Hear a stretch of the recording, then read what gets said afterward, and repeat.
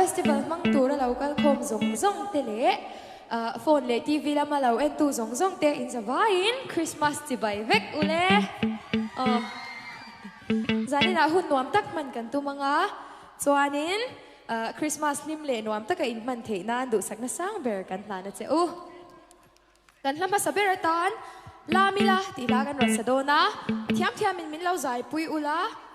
thiam lo te po in min lo lam pui don ya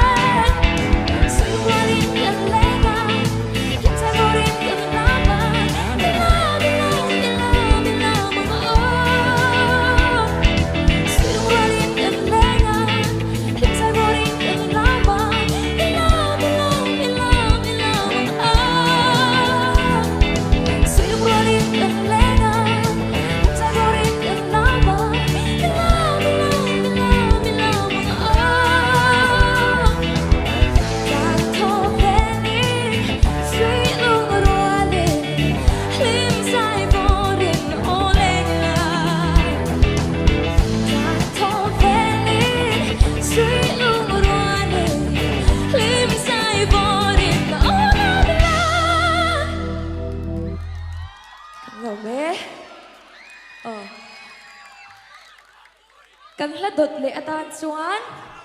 Christmas la kan ron sa dona kan thiam vek ani a chu wang chuan kan zawa in za in lam tlang ang u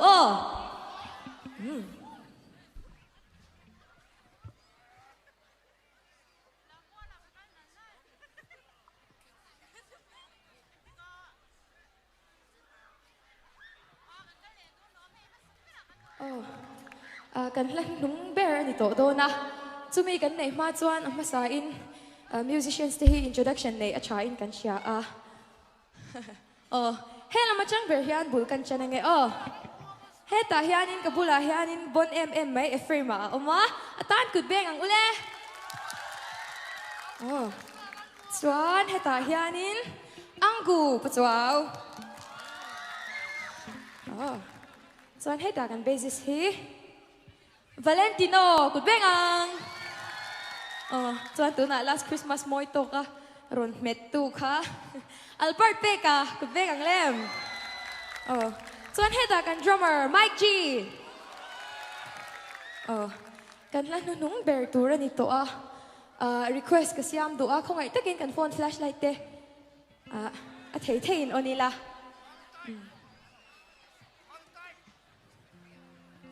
ay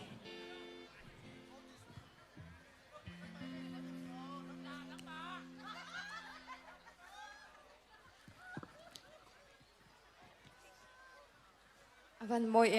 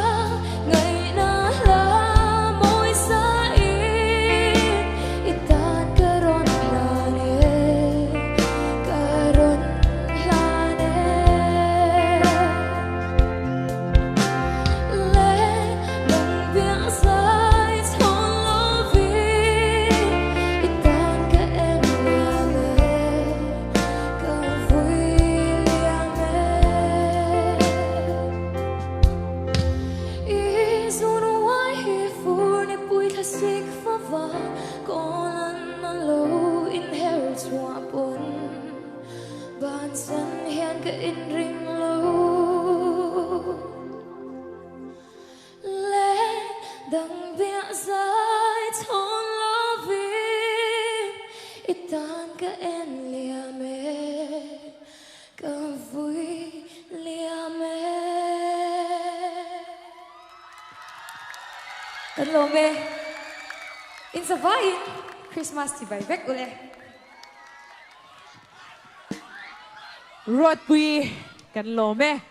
tin a ben